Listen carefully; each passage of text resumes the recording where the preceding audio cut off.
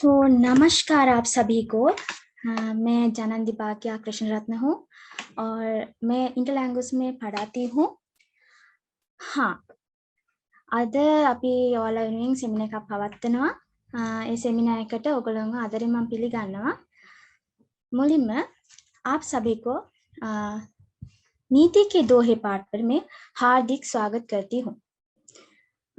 ගොඩක් අයගේ ඉල්ලුම පරිදි තමයි මම මේ නීති के दोहे කියන එක අපි කතා කරන්න තීරණය කරේ. නීතිකේ දෝහේ කියන පාඩම කතා කරන්න තීරණය කරේ ගොඩක් අයගේ ඉල්ලීම පරිදි. හරි. නීතිකේ දෝහේ පාඩම පටන් ගන්න කලින් කවුද මේක ලියලා තියෙන්නේ කියලා දන්නවා? කබීර් දාස් කියන කෙනා තමයි මේක ලියලා තියෙන්නේ. කබීර් දාස් ජී තමයි නීතිකේ දෝහේ කියන මේ කවි පන්ති ලියලා තියෙනවා කියලා කියන්නේ. මේකේ කවි පන්තියේ අගට කවියාගේ නම සඳහන් කරලා නැති වෙන්නේ හේතුව තමයි කබීර් දාස් ජීගේ කවි සහ මෙහි රහිමාන් කියන කෙනාගේ කවි ඇතුළත් වෙනවා කියන එක. ඕගොල්ලන්ට මොනවා හරි ප්‍රශ්නයක් තියෙනවා නම් ඔයාලට chat box එකේ දාන්න පුළුවනි. මම මුලින් මේක සඳහන් කරන්න. ඔයාලට යම්කිසි අපි විනාඩි 10කුත් දෙනවා. ඔයාලට කතා කරන්න තියෙන දේවල් කතා කරන්න පුළුවන් එකේ. මේක නීතිකේ දෝහේ කියන්නේ න්‍යායාත්මක දැනුම දෙන. කියන්නේ අපේ යහපත් මිනිසෙක් කරන්න අපිට දැනුම දෙන ඒවා තමයි නීතිකේ දෝහේ කියන්නේ දෙපද කවි. දෝහේ කියන්නේ දෙපද කවි. ලොකුවට පේලි 4-5ක් ලියන්නේ නැහැ. 4-5ක් ලියන්නේ නැතුව පේලි දෙකකින් මිනිසෙක්ට යහපත් වීමට අපිට උගන්වනවා කොහොමද අපි යහපත් පුද්ගලයෙක් වෙන්න ඕනි කියලා. අපි තව වෙලා ගන්නේ නැතුව අපි පාඩමට යමු. नीतिके दोहे පළවෙනි කවිය තමයි ඔයාලට පේනවා ෂෙයා වෙනවා. गुरु गोविंद दो खड़े, गुरु गोविंद दो खड़े, खाके लागू पाए, बलिहारी गुरु आपने गोविंदियो बताए. මම ඔයාලට මේක කලින් ෂෙයාර් කරා. ඔයාලට පේනවා මම හැම වචනයකම තේරුම් දීලා තියෙනවා. ගුරුවරයා කියන කෙනා සහ ක්‍රිෂ්ණා යන නැත්තම් ක්‍රිෂ්ණ දෙවියෝ නැත්තම් විෂ්ණු දෙවියෝ කියන තමයි මේ ගෝවින්ද කියන්නේ. දෝ දෙදෙනා කඩේ දෙදෙනාව එක ළඟ හිටවලා කාකේ ලාගුපාය කාකේ කියන්නේ කිස්කේ චරණ ස්පර්ශ කරු කාගේ කකුල් වඳින්නද කාගේ දෙපය අනුගමනය කරන්නද කියලා ඇහුව වෙලේ बलिहारी गुरु आपने गोविंदियो बताया. මොකද මේ කියන්නේ? බලිහාරී ගුරු ආපනේ කියන්නේ සැක්‍රිෆයිස් කරන කැපකිරීම කරන ගුරුවරයාගේ කකුල් වඳින්න මුලින් ගෝවින්දියෝ බතාය. කවුද මේ කියන්නේ? ක්‍රිෂ්ණ දෙවියෝම නැවත කියනවා මට වඳින්න කලින් මගේ ඔබට දැනුම දෙන ගුරුවරයාට වඳින්න. ඔබ මොකද ගුරුවරයා තමයි ඔබව මා කෙරෙහි ගෙන එන්නේ. මේ කබීර් දාස්ගේ හැම භාෂාවකම තියෙනවා මේ භාෂාවට කියන්නේ කිචඩි භාෂාව කියලා. ඔක්කොම මික්ස් වෙලා තියෙන මේ භාෂාව ඇතුලේ. එතකොට ගුරු ගෝවින්දෝ කඩේ කාකුලාග පාය බලිහාරී ගුරු ආපනේ ගෝවින්දියෝ බතයි. දෙවියත් කියනවා දෙවිදුන් කියන්නේ ක්‍රිෂ්ණ දෙවියා නැත්නම් විෂ්ණු දෙවිදුන් කියනවා එයා ගාවට එන්න, එයා ගාවට ගමන් කරන්න, ඒ කියන්නේ එයාගේ ධර්මයේ අදහන්න අපි කෙනෙක්ට පුළුවන් වෙන්නේ අපි අධ්‍යාපනය ලැබුවොත් පමණයි. ඕක තමයි ව්‍යංගාර්ථය වෙන්නේ. මෙතන කියනවා අපි දැන් වචනාර්ථය කියනවා ගුරුවරයා සහ දෙවියා තමන් ඉදිරියේ හිටෙව්වහම කාගේ කකුල් දෙකද වඳින්න ඕනේ.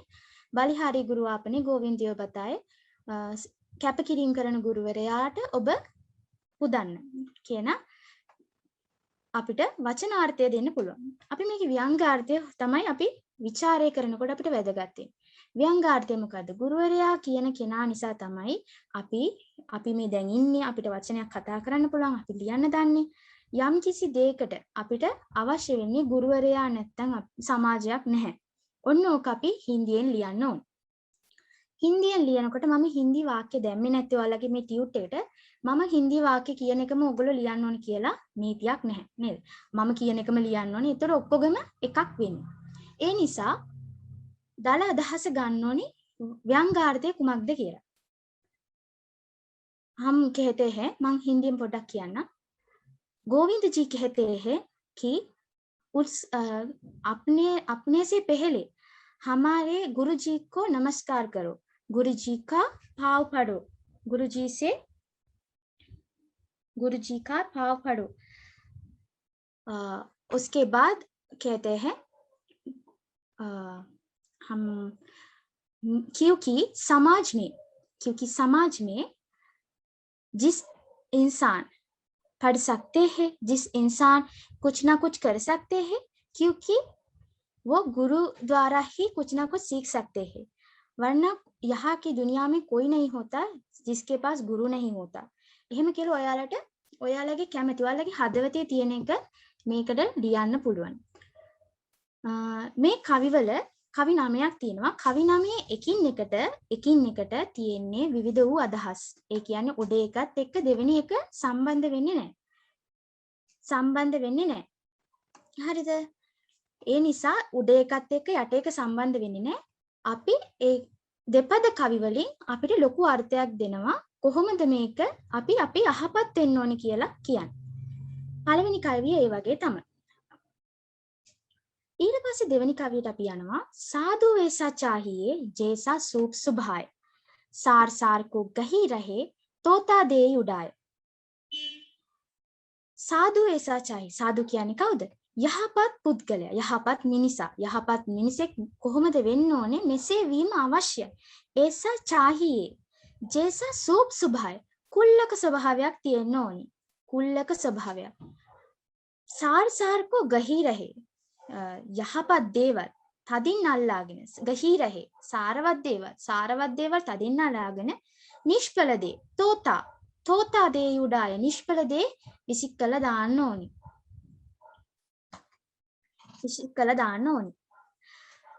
ඊට පස්සේ අපි දැන් මේකෙන් කියන්නේ මොකද්ද කියලා බලමු. ඒ කියන්නේ මොකද්ද? යහපත් මිනිසෙක් වුණාම අපි කුල්ලක් වෙන්න ඕනි. කුල්ලක් වගේ වෙන්න ඕනේ. කුල්ල අපි දැකලා තියෙනවා. කුල්ලෙන් පොළනකොට හාල් නේද? හාල් තියෙනවා. හාල් පොළනකොට හොඳ හාල් රැඳෙනවා.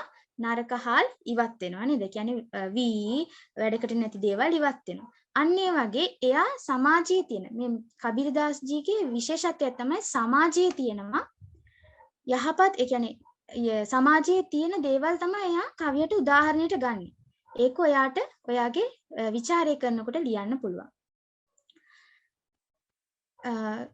हम कहते हैं साधु ऐसा चाहे सज्जन होने के लिए सूप का स्वभाव अपना लो, क्योंकि सूप हमेशा सार जो चीजें है, जो अच्छी चीजें है वो अपने पास रख के, जो बाकी चीजें है जो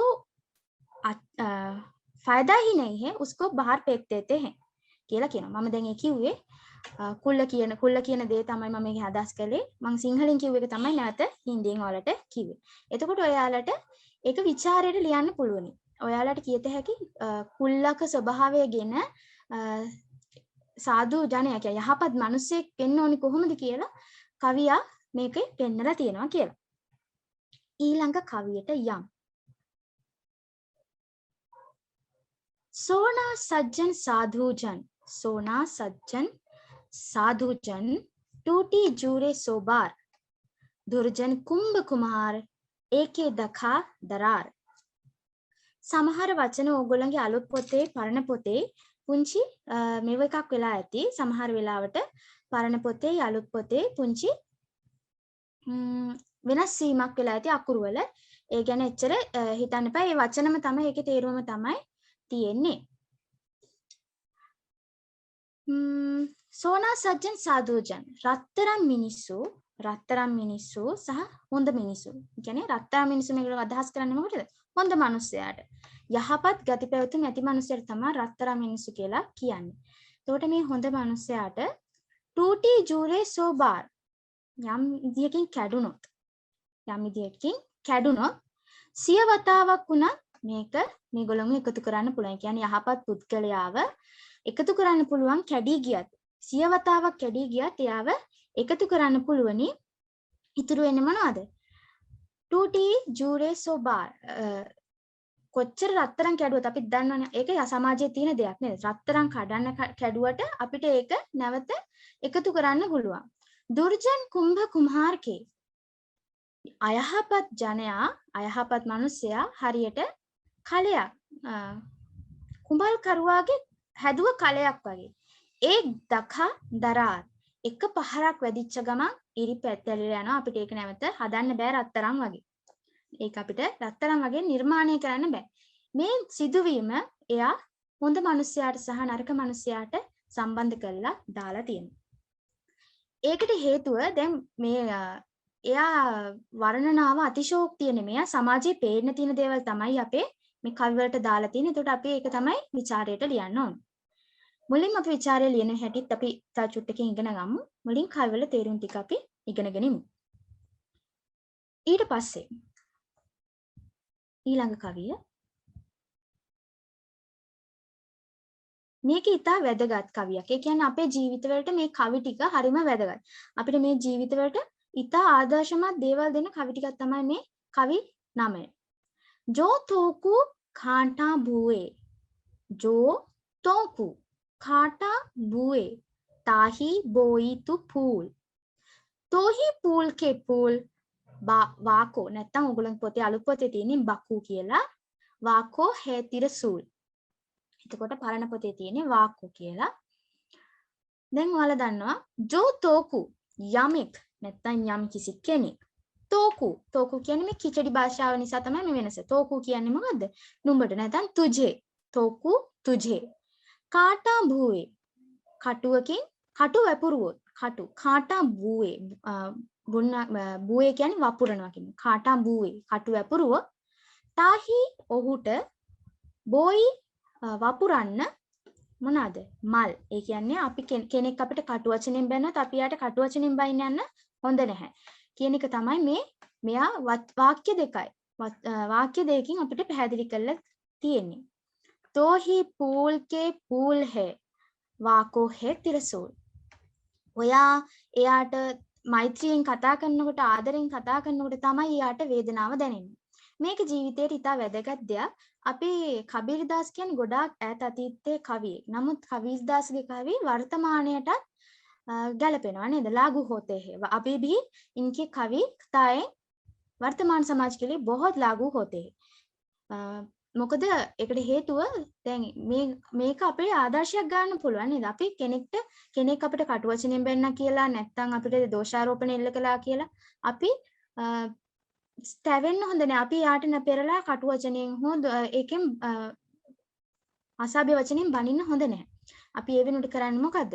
අපි ඒ වෙනුවට අපි එයාට තව තවත් මෛත්‍රී කරන්න ඕනේ. තව තවත් එයාට ආදරෙන් කතා කරන්න ඕනේ. එතකොට පූල්කේ පූල් කියන්නේ මේ මලින් මල ලැබේ කිව්වොත් වචනේ ආර්ථය. වචනින් වචනේ. හොඳේ වචනින් වචනේ තේරුම් කරන්න ඕන නිසා තමයි මේ මලින් මල් ලැබේ කියලා ඔයාලට දුන්නේ. නමුත් මේක ඉන්දියාවේ පාවිච්චි කරන එක තමයි පූල්කේ පූල්.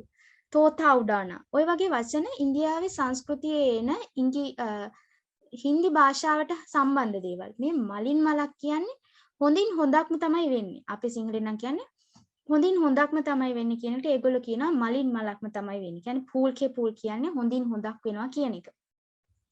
එතකොට ඔයගොල්ලෝ මේකෙත් වචනාර්ථය සරලව හින්දියෙන් ලියා ගන්න ඕනේ. උදාහරණයක් විදිහට जिस अगर तुम्हें कोई कांटों से कांटे बुए अगर तुम्हें कांटे बुए तुम उसको फूल बुए ठीक है. बस तो ही फूल के फूल है කියන එකට අපිට ඔයාට ඕන සරල විදිහට ලියන්න ඕන. तभी तो आपको तभी अच्छे से अच्छा होगा. बाकी त्रिशूल එයාට ත්‍රිශූලයක් යනවා වගේ එක දැනෙනවා රිදෙනවා කියන එක අපි කියනවා. तभी उसको लगता है उसके दिल में त्रिशूल आके लग गया हो. ඔගේ ඔයගලන්ට කියන්න පුළුවන්. ඕගොල්ලන්ගේ වචනේ ලියන්න ඒ වචන නෙමෙයි මෙතන අදහස තමයි ඕගොල්ලෝ ඔළුවට ගන්න ඕනේ. මොකද ඕගොල්ලන්ට එන්නේ මේකෙන් කවි දෙකක් හෝ තුනක් එයි.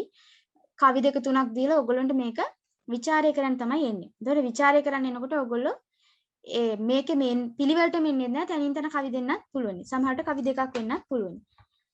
සමහරට මේ නීතිකේ දෝහේකේ ඕනම කවියක් දෙන්න පුළුවන්. ගොඩක් වෙලාවට ਵਿਚාරය කරන්න පුළුවන් කවියක් තමයි ඕගොල්ලන්ට හම්බ වෙන්නේ. හරි. ඊට පස්සේ අපි යමු ඊළඟ කවියට. පෝති පඩි පඩි ජගමුවා. ඊළඟ කවිය තමයි පෝති පඩි පඩි ජගමුවා.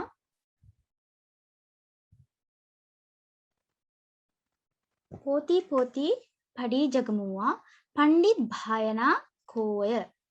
ढाई आखर प्रेम का පඩේසෝ පණ්ඩිත් හෝය. මොකද්ද මේ කියන්නේ?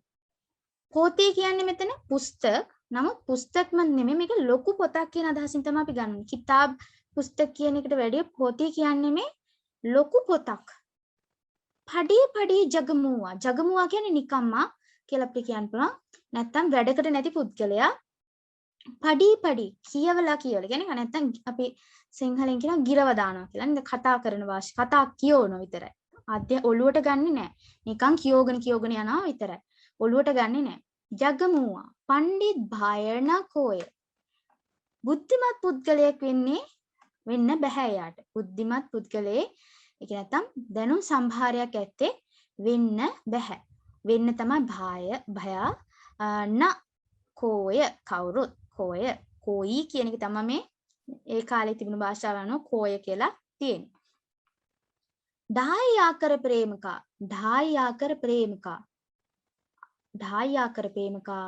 පඩේසෝ පණ්ඩිත් හෝය.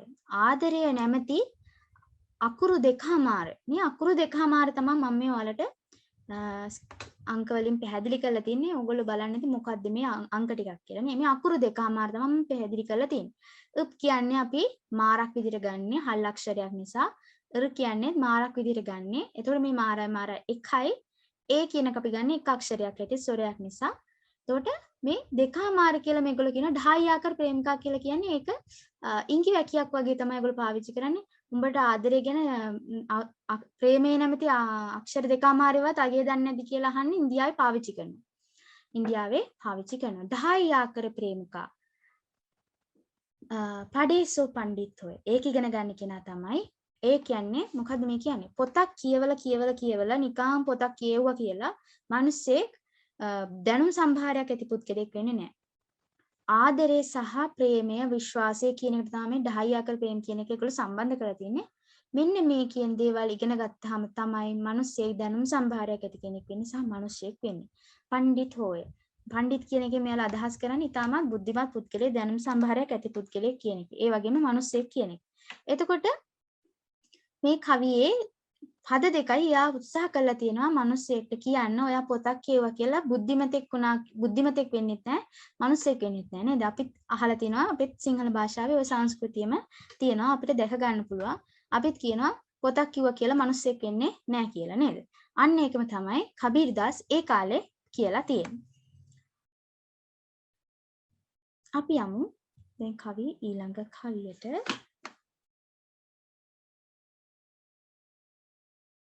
හයවෙනි කවිය කල් කරේසෝ ආජ් කර. මේක තමයි මේ දවස්වල අපේ ජීවිතේටම ඉතාමත් වැදගත් දේ. කල් කරේසෝ ආජ් කර. ආජ් කරේ සෝ අබ්. පල් මේ පරලය හොයේගි බහුරී කරෝගේ කබ් කියලා කියනවා. ඒ කියන්නේ මොකද්ද? අද කරන දේ කියන්නේ හෙට කරන්න අපි හිතනවා. දැන් පාඩම් කර ඉන්නකොට අපි හිතනවා හෙට පාඩම් කරනවා මේ කැලේ. කබීර්දාස් කියන්නේ ඔයාලා එහෙම එකක් හිතන්නවත් එපා. හෙට කරනවා කියලා එකක් හිතන්නවත් එපා. හෙට කරනවා කියලා හිතන එක දැන් අද කරන්න. අද දවස් ඇතුළත කරන්න. අද කරනවා කියලා හිතන එක දැන් කරන්න. දැන් මේ මොහොතේ කරන්න. පල්මේ පරලය හොයේගි. මොහොතකින් මේ විනාශ වෙලා යාවි. يعني මොහොතකින් මේ සංසාරේ මේ දුනියා මේ ලෝකය විනාශ වෙලා යාවි. බහුරී කරෝගේ කබ්. අනිත් දේවල් කරන්නේ කොයි වෙලේටද කියලා අහනවා. ඒ කියන්නේ යා කියනවා වෙලාව නාස්ති කරන්න එපා කියලා. වෙලාව නාස්ති කරන්න එපා කියන එක තමයි මෙයා මේ කියන්නේ. මොකද අපි කියන්නේ අපි දන්නේ ඊළඟ ක්ෂණයේ මොකක් වෙයිද කියන එක අපි දන්නේ නැහැ. එයා න්‍යායාත්මක ධර්මයෙන් අපිට මේක උගන්වනවා නේද? එයා කියනවා යහපත් එයා දැකලා තියෙන දේ, එයාට දැනিলা තියෙන දේ. එයා කවියෙන් අපිට උගන්වනවා. හෙට කරන්න තියෙන දේ අද කරන්න. අද කරන්න තියෙන දේ දැන් කරන්න. මේ ලෝකය මේ මොහොතේම විනාශ වෙලා යාවි. එතකොට කොහොමද ඉතුරු ටික කරන්නේ? ඉතුරු ටික කියන්නේ මොකක්ද මේ? තමන්ගේ සිහින, තමන්ගේ රැකියාවන්, තවත් බලාපොරොත්තු වෙන දේවල් කිසි දෙයක් කරන්න බෑ. අපි යම් දෙයක් හෙට කියලා දැම්මු. උදාහරණයක් විදිහට පාඩම් කර කර යද්දී ඔයගලන්ට කම්මැලි හිතෙනවා නේද? කම්මැලි හිතෙනකොට ඔයගොල්ලෝ කියයි නෑ අද ඕනේ නෑ මම හෙට පාඩම් කරනවා. එතනම ඔයගොල්ලෝ තව ඔයාලගේ ජීවිතේ කොටසක් පස්සට දාන එකක් වෙන්නේ. ඒ නිසා තමයි මේ වගේ කවි අපිට ගොඩක් වැදගත් අපේ ජීවිතේට කොහොමද මේක අපේ ජීවිතය යහපත් කරගන්නේ කියලා. අපි ඒක දැන් මේක සරලව ලියන්න මේක සරලවම තමයි තියෙන්නේ. එනකොට මේකම ලියන්න එපා. සරල මුලින් සරලව ලියනවා කියලා මේකම ලියන්න යන්න එපා. कवि कहता है कि जो काम कल के लिए हम छोड़ते हैं उसे अभी आज करो. जो आज करने वाले हैं वो अभी करो. क्योंकि पता नहीं कब ये दुनिया खत्म हो जाएगा. क्षण में क्या होगा हमें पता नहीं होता. तो हम जो अपने सपने होते हैं वो हम कैसे पूरा करें. මම දැන් කිව්වේ කියන්නම්. ඒ හින්දියෙන් කිව්වේ අරකම තමයි සිංහල වලින් මම දැන් තේරුම් කරපෙකම තමයි මම කිව්වේ. මම වාක්‍ය සරල කරා සහ මගේ වචන මම ඒකට පාවිච්චි කරා. එතකොට තමන්ගේ වචන පාවිච්චි කරාම අපි දන්නවා මේ කවියම අපි ආපහු ලියන්න යන්නේ නැහැ. ඒක වැරදි. කවියම ලියන්න යන්නේ නැහැ. අපි මුලින් සරල අර්ථය දෙන්න ඕනි කවිය. ඊට පස්සේ තමයි අපි ඒක ਵਿਚාරය කරන්නේ. අපි ඊට පස්සේ ਵਿਚාරය කරනවා. ਵਿਚාරය කරනකොට අපි කොහොමද මේ කියන්නේ? ਵਿਚාරය කරනකොට අපි කියනවා අපේ ජීවිතේට හම්බෙන දේවලුත් එක්ක අපි කියනවා මේ කවියා මෙන්න මෙහෙම अध्यक्म सहागतव अपने अनुभव के साथ अध्यक्म के ना अपने अनुभव के साथ उसने ये सोचा कि दुनिया जल्दी खत्म हो जाएगा इसलिए जो काम करना है वो अभी करो. එහෙම කියලා ඔයාලගේ හිතේ තියෙන දේ මට ਵਿਚාරයක් ලියලා දෙන්න පුළුවන්කම තිබුණා. නමුත් මම ਵਿਚාරයක් ලියලා දුන්නොත් ඔයාලගේ ක්‍රියේටිව් අදහස් ඔයාලට එන්නේ නැති නිසා තමයි මම ਵਿਚාරයක් ඔයාලට මේ නෝට් එකේ දුන්නේ නැත්තේ. ඔයාලට ਵਿਚාරයක් ලියන්න ඕනේ තමන්ගේ ක්‍රියේටිවිටි එකත් එක්ක. හරිද? ඒ කියන්නේ මට වැඩි ඔයාලට පුළුවන්. ඒක අනිවාර්යයි. මට වැඩි ඔයාලට පුළුවන්. මං කියන වචන නෙමෙයි ඔයාලට ඊට වැඩි පුළුවන්. ඒ තරම් දැන් මේ සමාජයේ අපි හින්දි පාවිච්චි කරනවා. ඒ නිසා තමන් ලියන්න උත්සාහ කරන කෙන තමයි ਵਿਚාරයක් ලියන්න පුළුවන් වෙන්නේ. හරි. ඊට පස්සේ අපි යනවා කල්සරේසෝ මේ කවිය ඉතා වැදගත්. මේ කවියත් බලා ගන්න. ඊට පස්සේ මේකත් අපේ ජීවිතයට වැදගත්. जो जल भाड़े नाव में घर में भाड़े धाम दो हाथ उलिचिए यही सयानो खाम. මොකද්ද මේ කියන්නේ? යම් විටක ජල් කියන්නේ වතුර නැත්නම් ජලය භාඩේ වැඩි හොත් නැත්තම් පිරුණොත් නාවුමේ නැවට. දැන් මේක තියෙන්නේ ඔක්කොම කවියේ වචන හිට මෙහෙට මාරු කරලා.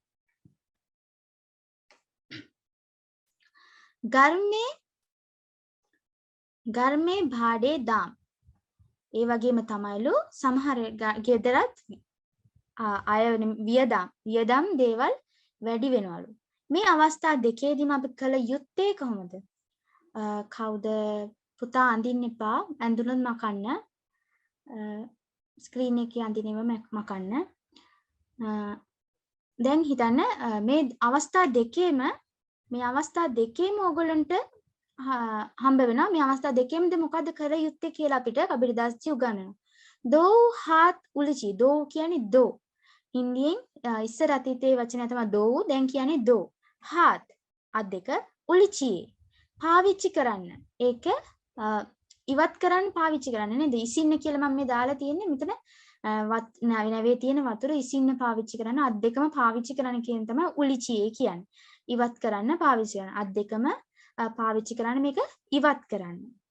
යහි සයනෝ කාම්. මේක තමයි බුද්ධිමතුන්. සයන කියන්නේ බුද්ධිමතා. එයාගේ වැඩේ. මොකද්ද මේ කියන්නේ?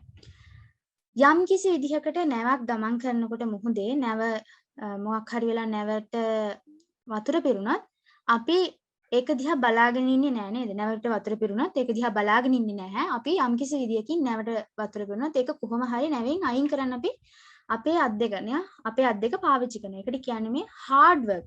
Do yourself hard work do. කියන්නේ hard work කරන්න කියලා තමයි මේ කියන්නේ. කොළෝ තමන්ගේ ශක්තිය යොදවලා දේවල් කරන්න කියලා තමයි කියන්නේ. මොකටද මේ? නැවක් කියලා මෙයා උදාහරණයට අරන් තියෙන්නේ අපේ ජීවිතේ. අපිට ඒක ਵਿਚාරය කරනකොට පාවිච්චි කරන්න පුළුවන්. නැවක් ලෙස මෙයා මේකේ පාවිච්චි කරලා තියෙන උපමා කරලා තියෙන අපේ ජීවිතයට නේද අපේ ගෙදරට පාවිච්චි කරලා තියෙන. ධර්මයේ බඩේ දාම් හරියට ගෙදර වියදම් වැඩි වෙනවා වගේ. ගෙදර වියදම් වැඩි වෙනවා නේද? සමහර වෙලාවට අපි අනවශ්‍ය දේවල් අපේ ජීවිතයට අපි අරගෙන එනවා. කිසිම වෙලාවක වැඩක් නැති. සමහර වෙලාවට අනවශ්‍ය ලෙස අපි දැන් උදාහරණයක් විදිහට පිරිමි ළමයි නම් ගේම්ස් ගේනවා, ගේම් පැක්ස් ගේනවා, ඒ වගේ ගොඩක් ಜಾති ගේනවා.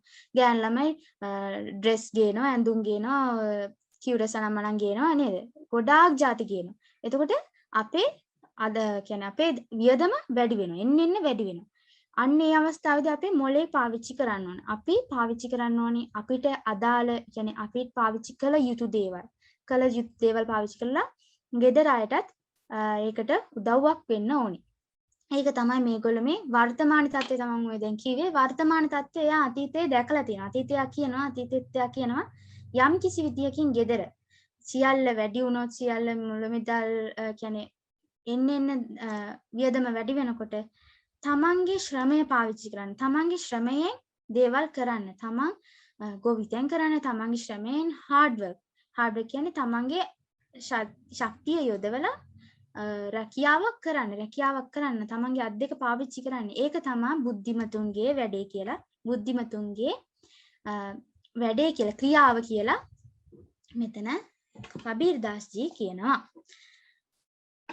ඊට පස්සේ මේක ඔයගොල්ලෝ ਵਿਚාරය කරනකොට වර්තමානයේ සහ ඔයගොල්ලන්ට මේකේ අපි පාවිච්චි කරත හැකි ජෝ ජල් බාඩේ නාමය කියන එක පාවිච්චි කරත හැකි අපිට මෙයා අපේ ජීවිතයට තමයි මේක සම්බන්ධ කරලා තියෙන උපමා කරලා තියෙන අපේ ජීවිතය හා සම්බන්ධ. කතුවරයා මේක අපේ ජීවිතය හා සම්බන්ධ මේක උපමා කරලා තියෙනවා. ඒකෙන් ඒත් උපමාව ජීවිතය ගර් කියන්නේ නාව උපමාව ගර් උපමේය. එතකොට උපමාවක් කරලා තියෙනවා මේ ගෙදරට. එයා මේ උත්සාහ කරනවා අපේ ජීවිතය කොහොමද හරි ගස්ස ගන්න ඕනේ කියලා අපිට නීතියක් කියලා දෙන්න. කියලා ඔයගොල්ලෝ ਵਿਚාරය අවසන් කරන්න පුළුවන්. ඊට පස්සේ ඊළඟ කවිය. මම මේ කවියෙන් කවියට පොඩි දල අදහසක් දෙන්නේ ਵਿਚාරය කරන්න ඕන විදිය දල අදහසක් දෙන්නේ. මොකද මේ කවි පෙළම දීලා ඔයගොල්ලන්ට ਵਿਚාරය කරන්න ඉන්නේ නැහැ. ඔයගොල්ලෝ එන්නේ කවි 4ක් 5ක් නැත්නම් කවි 3ක් කවි 2ක් ඔහොම තමයි එන්නේ. එතකොට ඔයගොල්ලෝ මේක අධ්‍යයනය කරලා තියෙන්න ඕනේ. කොතන කොයි කවිය දෙයිද කියලා අපි දන්නවත් නැහැ. ඊට පස්සේ අපේ ජීවිතේ අපිට වෙන අත්දැකීම් සහගත දෙයක් තමයි මේක. කර්තාතාසෝ කියු කියා. පරණ පොත්වල ඇත්තේ කියා කියලා. අලුත් පොතේ තියෙන්නේ කියා කියලා.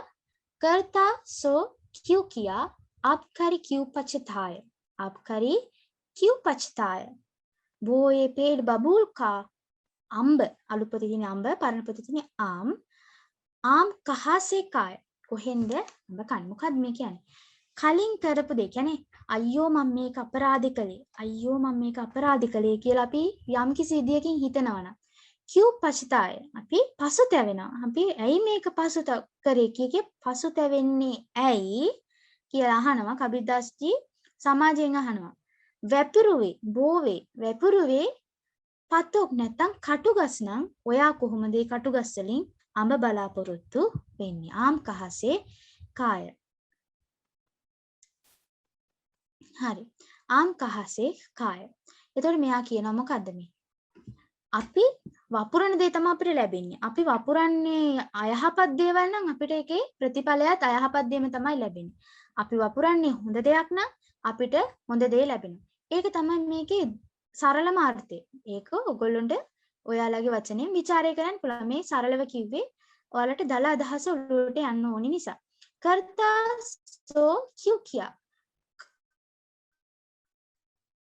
जो आपने पहले किया है उसके लिए अब क्यों पछताना? अब आप क्यों पछताते रहते हैं?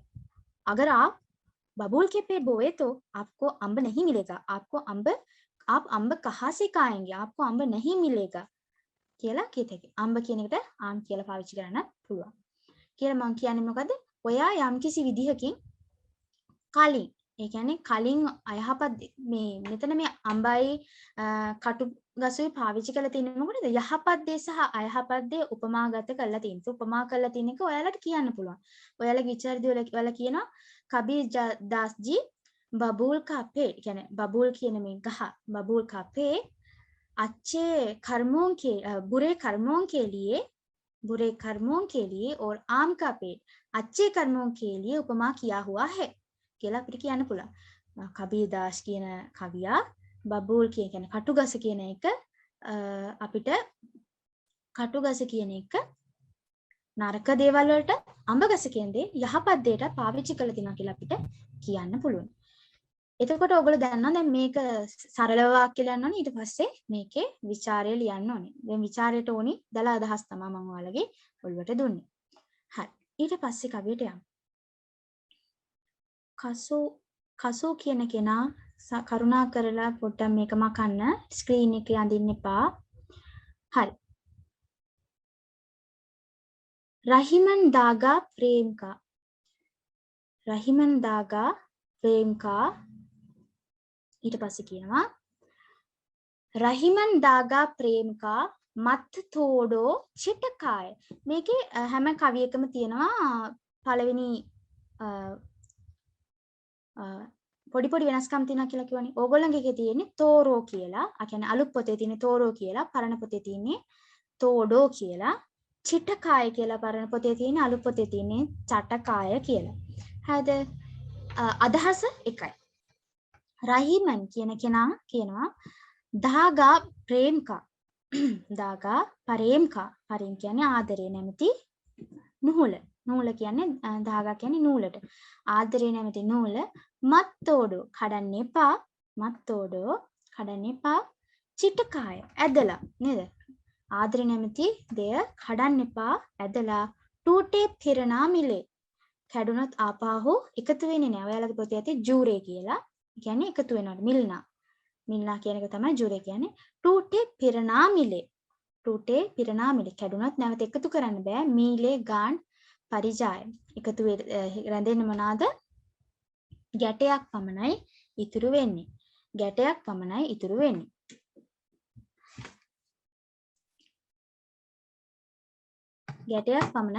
කියලා තමයි කියන්නේ. මොකද්ද මේ කියන්නේ? රහිමන් කියන කවියා කියනවා යම් කිසි විදිහකට ඔබගේ ආදරය විශ්වාසය නැමැති දේ බිඳ ගන්න එපා. ආදරය සහ විශ්වාසය මෙතන වර්ණනා කරලා තියෙනවා මොකටද? නූලකට තමයි මේක වර්ණනා කරලා තියෙන්නේ. ආදරය සහ විශ්වාසය නැමැති දේ මේ නූලකට වර්ණනා කරලා තියෙනවා. ඒ කියන්නේ උපමා කරලා තියෙනවා. ආදරය සහ විශ්වාසය නැමැති දේ කැඩුනහම ඉතුරු වෙන්නේ මොනවාද? පිරනාමිලේ එකතු කරන්න පුළුවන්ලු. හැබැයි එකතු කරත් අපිට ඒකේ කැලලක් අපිට මෙතන ගාන්ට් කියන එක අපිට කියත හැකි කැලලක්. කැලල කියන එකට අපි ඔයාලා විචාර කරනකොට බැලුව හැකි කලං කියලා.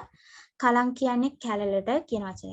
කලං කිරේ ජයග. අපිට මේක දැන් ඔයගොල්ලන්ට මේක විචාරය කරනකොට ඔයගොල්ලෝ මේක උපමා කරලා තියෙන එකත් සඳහන් කරන්න. इसमें සඳහන් කරන්න කියන්නේ මෙහෙම සඳහන් කරන්න